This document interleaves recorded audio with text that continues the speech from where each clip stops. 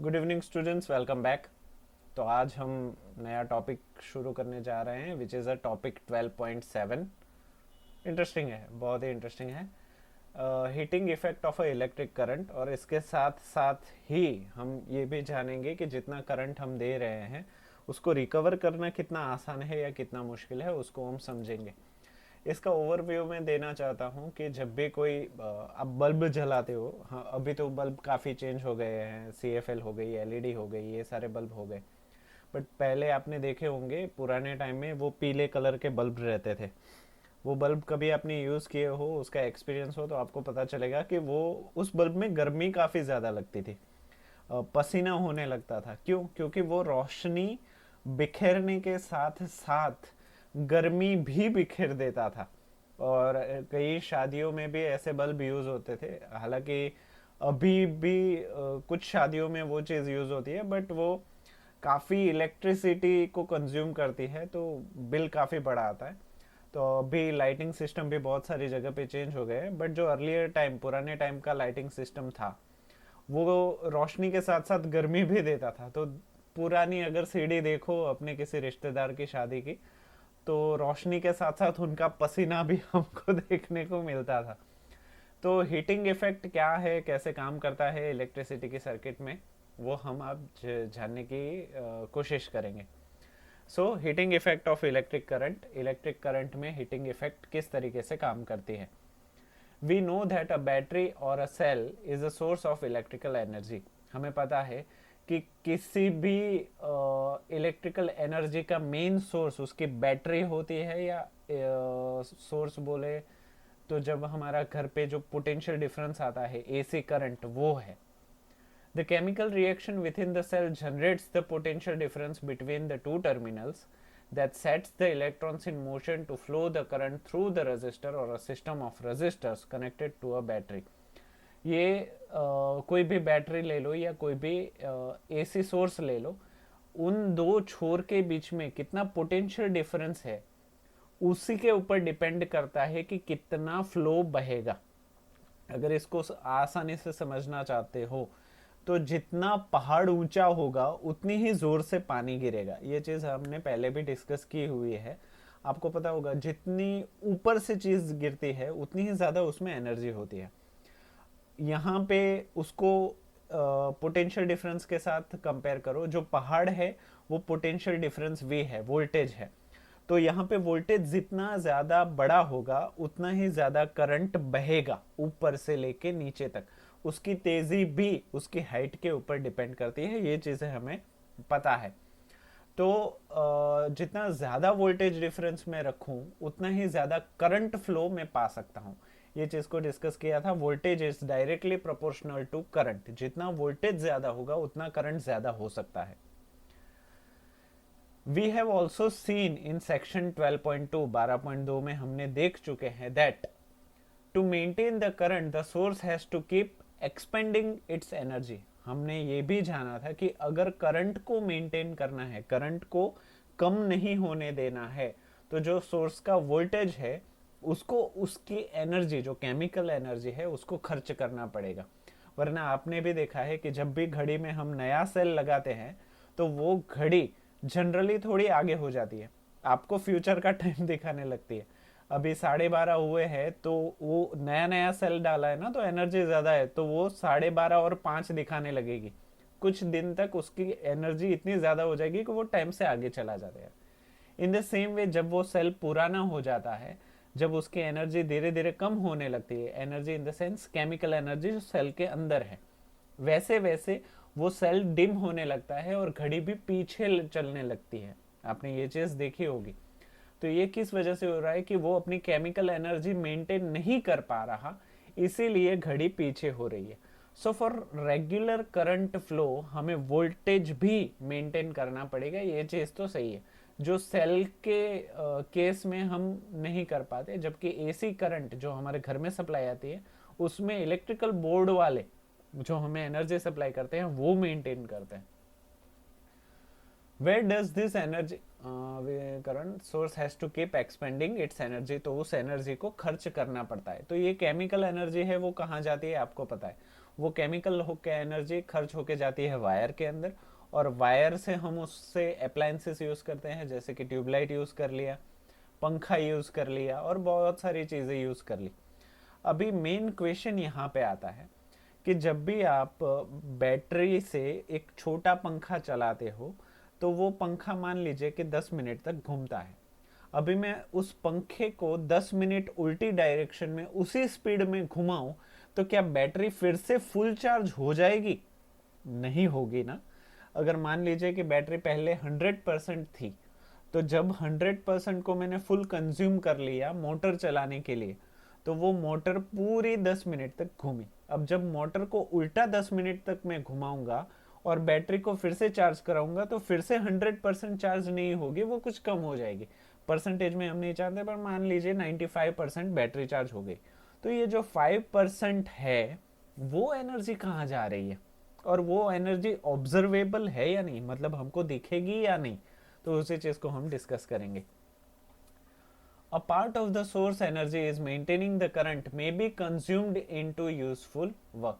बड़े तौर पे मोटी मोटी जो एनर्जी है वो डायरेक्टली पंखा घुमाने के लिए या मोटर घुमाने के लिए कंज्यूम हो जाती है, बट द माइनर पार्ट, जो छोटा सा हिस्सा है, like in rotating the blades of a fan, ये पंखा घुमाने के लिए 95% एनर्जी चली गई, बट जो 5% है जो हमें दिखती नहीं, वो जाती है दूसरे एनर्जी फॉर्म में। फॉर एग्जाम्पल जब मैं पंखे की बात करूं तो पंखा घूमने के बाद गर्म हो जाता है, तो वो गर्म होने में जो 5% एनर्जी है वो डिसिपेट हो गई, वो वेस्ट हो गई। उसी तरीके से अलग अलग जगह पे अलग अलग फॉर्म में एनर्जी लॉस हो जाता है, उसी वजह से हम उसको फिर से रिकवर नहीं कर पाते।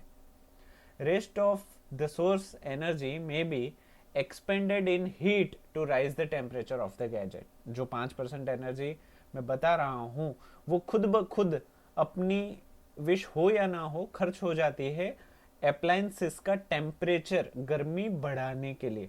जिस चीज के लिए वो डिजाइन ही नहीं हुई उसी में उसकी एनर्जी चली जाती है। आगे देखते हैं। We often observe this in our everyday life. हम जनरली बहुत सारे केसेस में ये हीट फिनोमिनन देखते हैं। फॉर एग्जाम्पल अगर मोबाइल भी आप चार्ज कर रहे हो तो चार्जर भी कई बार गर्म हो जाता है, कई बार मोबाइल भी गर्म हो जाता है। इन द सेम वे पंखा लंबे टाइम तक चलाने के बाद पंखा गर्म हो जाता है, टीवी को चलाने के बाद टीवी भी गर्म हो गया, वॉशिंग मशीन को चलाने के बाद, यहाँ तक कि रेफ्रिजरेटर, आप जो फ्रिज चलाते हो उसका भी कंप्रेसर गर्म हो जाता है। तो ये गर्मी जो है उसको हम अवॉइड नहीं कर सकते, वो कहीं ना कहीं एनर्जी वेस्ट होनी ही होनी है। It is unavoidable.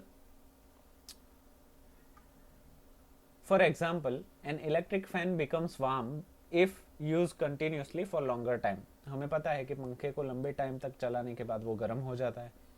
On the other hand, if the electrical circuit is purely resistive, that is a configuration of resistors only connected to a battery, the source energy continuously gets dissipated entirely in the form of heat.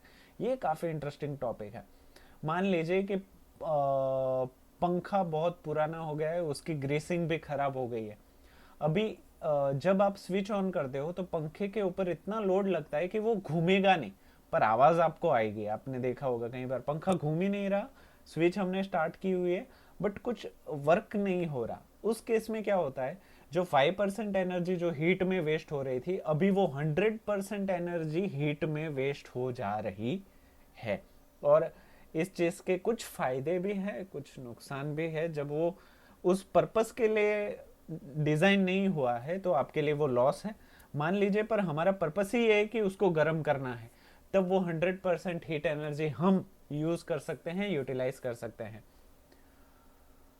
Dissipated entirely in the form of heat, वो पूरी energy heat के तौर पे ही waste हो जाएगी या utilise हो सकती है। This is known as the heating effect of electric current. ये जो फिनोमिनन है उसको हम बोलेंगे heating effect of electric current. हम इलेक्ट्रिक करंट को काम पे लगा रहे हैं सिर्फ एक ही पर्पस के लिए, और वो पर्पस है heating. This effect is utilized in devices such as electric heater, electric iron, etc। ये जो फिनोमिनन है उसको हम कई जगह पे यूज करते हैं, जैसे कि इलेक्ट्रिक हीटर में, इलेक्ट्रिक आयरन में। यहाँ पे देखिए इलेक्ट्रिक आयरन में भी हम प्लग लगा के गर्मी प्रोड्यूस करते हैं ताकि हम इस्त्री कर सके। उसी तरह केटल जो रहती है इलेक्ट्रिकल, उसको हम प्लग लगा के पानी गर्म करके चाय बनाते हैं। कुकर का यहाँ पे कुछ कॉन्सेप्ट बनता नहीं क्योंकि ये इलेक्ट्रिसिटी से तो चलता नहीं, पर मान लेते हैं एक बार कि इलेक्ट्रिसिटी से चलने वाला कुकर भी इलेक्ट्रिसिटी को हीट में कन्वर्ट करता है, ओवन भी इलेक्ट्रिसिटी को हीट में कन्वर्ट करता है, और इमर्शन हीटर जो आप पानी गर्म करने के लिए, यहाँ पे कुछ ज़्यादा ही कॉम्प्लिकेटेड डिज़ाइन जो इंडस्ट्री में यूज़ होते हैं ना हीटर, उसको दिखाया गया है, जो पानी में जाने के बाद यहाँ से पानी को गर्म करेंगे। तो ऐसा नहीं है कि जो इलेक्ट्रिसिटी से हीट जनरेट हो रही है उसका कोई यूज़ नहीं है। अगर सही चैनल में यूज़ करो तो उसके फ़ायदे भी बहुत सारे हैं। तो ये जो हीट नया कॉन्सेप्ट इलेक्ट्रिसिटी में इंट्रोड्यूस हुआ है, उसको हम फॉर्मूला बना सकते हैं क्या? ऑफ कोर्स बना सकते हैं। कैसे बनाते हैं मैं दिखाता हूँ। तो हम चलते हैं डेरिवेशन की ओर कि ये जो हीट जनरेट हो रही है वो किस तरीके से हम कैलकुलेट करें। तो आपने फिजिक्स में पढ़ा होगा 8th स्टैंडर्ड 9th स्टैंडर्ड में कि work is nothing but force into distance. Force और डिस्टेंस को वर्क बोलते हैं। तो यहाँ पे अगर हीट एनर्जी है तो यहाँ पे वर्क और डिस्टेंस, तो मान लीजिए कि यहाँ पे काम किसकी वजह से हो रहा है, तो बोलेंगे वोल्टेज की वजह से। वोल्टेज ना हो तो काम नहीं होगा। तो V तो हमारा कैलकुलेशन में आना ही है, और V हो गया, और यहाँ पे एक जगह से दूसरी जगह क्या जा रहा है, मान लीजिए कि मैं X और Y पॉइंट ले रहा हूँ, तो X और Y पॉइंट के बीच में कौन दौड़ रहा है, तो हम बोलेंगे इलेक्ट्रॉन। तो एक इलेक्ट्रॉन को लेकर फॉर्मूला बनाएंगे नहीं, ये तो काफ़ी मुश्किल हो जाएगा। तो हम एक कूलम्ब इलेक्ट्रॉन ले लेते हैं जिसकी वैल्यू है 6.25 इंटू 10⁻18, हाँ 6.25 इंटू 10⁻18 इलेक्ट्रॉन्स एक साथ हो तो उसको हम एक कूलम्ब बोलेंगे। तो मान लेते हैं कि एक कूलम्ब को x से लेके y तक में लेके जाता हूं, तो यहाँ पे वर्क इज इक्वल टू ये हो गया force that is voltage into distance x और y से लेके q। तो मैं यहाँ पे बोल सकता हूँ कि वर्क जो हीट के तौर पे हमारे पास आएगा that is equal to voltage into q। इस चीज को हम याद रखेंगे, आगे भी आएगा। Consider a current flowing through a resistor of resistance R। मान लेते हैं कि इस सर्किट में I करंट फ्लो हो रहा है जिसके पास रेजिस्टेंस R है। क्योंकि यहाँ पे एक ही रेजिस्टेंस है तो पैरेलल और सीरीज का झंझट नहीं है। Let the potential difference across it be V। मान लेते हैं कि यहाँ पे जो पोटेंशियल डिफरेंस हम यूज कर रहे हैं वो फिक्स्ड है और V वोल्टेज है। Let T be the time during which charge Q flows across. मान लेते हैं कि इस पूरे सर्किट को हम 10 मिनट के लिए चलाते हैं। तो ये जो 10 मिनट के लिए हम चला रहे हैं that will B time during which charge Q flows across. तो ये 10 मिनट वही वक्त है जिस वक्त के दौरान X से लेके Y तक Q ट्रांसफर होंगे। ये सर्किट में पूरे घूमते रहेंगे पर 10 मिनट के लिए घूम रहे हैं ऐसा मान रहे हैं, क्योंकि हम क्लोज सर्किट यूज कर रहे हैं। जब हम फिजिक्स का फॉर्मूला यूज करते थे वो ओपन था, यहाँ पे क्लोज है तो घड़ी घड़ी हमको टाइम को कंसिडर में लेना पड़ेगा। The work done in moving the charge Q through the potential difference is VQ। यहाँ पे जो वर्क एनर्जी यूज होगी वो हमने जैसे कि किया फोर्स इनटू डिस्टेंस, तो यहाँ पे फोर्स हमारा है V और कौन सी चीज ट्रांसफर हो रही है, कूलम। तो V into Q will be the energy transferred from X to Y। X से Y तक ट्रांसफर करने के लिए कितनी एनर्जी चाहिए, तो that will be VQ। Therefore, the source must be supply energy equal to VQ in time t। अगर हम उसको 10 मिनट तक चलाते हैं तो VQ एनर्जी चाहिए होगी इस सेल के द्वारा यहां से लेके यहां तक उसको घुमाते रहने के लिए। Hence, the power input to the circuit by the source is। उसी वजह से अगर मैं यहाँ पे टाइम को कंसिडर करूँ, यहाँ पे एनर्जी का फॉर्मूला था VQ, बट यहाँ पे हमें पावर चाहिए। जब हम पावर को कंसिडर करते हैं तो यहाँ पे कूलम पर सेकंड लगेगा, मतलब कितने कूलम ट्रांसफर हो रहे हैं पर सेकंड, एक सेकंड में। तो उसी वजह से ये जो फॉर्मूला है VQ उसको हमें डिवाइड करना पड़ेगा T से, तभी जाके हमें पावर मिलेगा P। ये जो VQ है that is energy, supply energy, जितनी एनर्जी यूज हो रही है सेल के द्वारा वो है। बट क्योंकि हमें अभी हीट में भी जाना है, पावर भी निकालना है, so power is equal to V Q उस पूरे को T से डिवाइड कर लो। अभी हमें ये भी पता है कि कूलम पर सेकंड को बोलते हैं हम एम्पियर, हमने पिछले सेक्शन में देखा था। तो हमारे पास पावर का फॉर्मूला अभी बन के आ जाएगा V इंटू आई। तो ये पूरा फॉर्मूला कितनी पावर लगेगी इस रेजिस्टेंस को, कूलम को यहाँ से यहाँ ट्रांसफर करने के लिए, वो फॉर्मूला हमारे पास आ गया। अभी हीट एनर्जी का फॉर्मूला हमने निकाला नहीं है, अभी हम पावर पे ही हैं, ठीक है। तो अभी हीट को कैसे निकालेंगे उसके लिए आगे बढ़ते हैं। और the energy supplied in the circuit by the source in the time T is, मान लीजिए कि ये तो हमारा पावर जितना यूज हो रहा है वो हो गया। अभी उसको हम अगर 10 मिनट के लिए चलाते हैं तो इसको फिर से मल्टीप्लाई करना पड़ेगा टी से, और क्योंकि यहाँ पे अगर मैं टी डाल दूँ तो फिर से Q upon T into T हो जाएगा। तो T इन द न्यूमरेटर और T in the denominator will be cancelled. तो यहाँ पे आ जाएगा VQ, जो है एनर्जी सप्लाइड बाय सोर्स। तो मान लीजिए एनर्जी सप्लाइड बाय सोर्स है, उसको पूरा हीट में ट्रांसफर कर सकते हैं या नहीं। तो यहाँ पे P into T which is equal to VIT, यहाँ पे VIT लिखो या सिर्फ VQ लिखो तो भी चलेगा। किस किस तरीके से लिख सकते हैं वो भी मैं आपको दिखाऊंगा। What happens to this energy expended by the source? तो ये जो एनर्जी है जो हम खर्च कर रहे हैं उसका क्या होता है। This energy gets dissipated in the resistor as heat। तो ये जो एनर्जी है वो इस रेजिस्टर में हीट के फॉर्म में डिसिपेट हो जाती है। धीरे धीरे गर्मी फैलाने के लिए इसको यूज हम कर सकते हैं, या एक तौर से बोले वेस्ट भी हो जाती है। 10 for a steady current I, मान लेते हैं कि अगर स्टेडी करंट आई हो, the amount of heat H produced in the time T, अगर हमें हीट चाहिए कुछ वक्त तक, 10 मिनट में कितना हीट होगा, 20 मिनट में कितना हीट होगा, तो वो फॉर्मूला बनेगा H is equal to VIT। तो आप ध्यान से देखो, तो power is equal to VI है जबकि heat is equal to VIT है। तो ये एक मैं आपको वेरी इंपॉर्टेंट थिंग बताना चाहूंगा कि पावर के फॉर्मूला में टाइम को मल्टीप्लाई कर दोगे तो आपको हीट मिल जाएगा।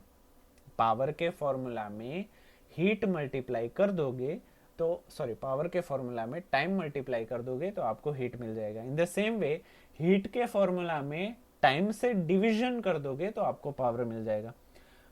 पावर और हीट में सिर्फ टाइम का फर्क है। पावर में पर सेकंड होता है जबकि हीट में इनटू सेकंड होता है, ये आपको याद रखना है।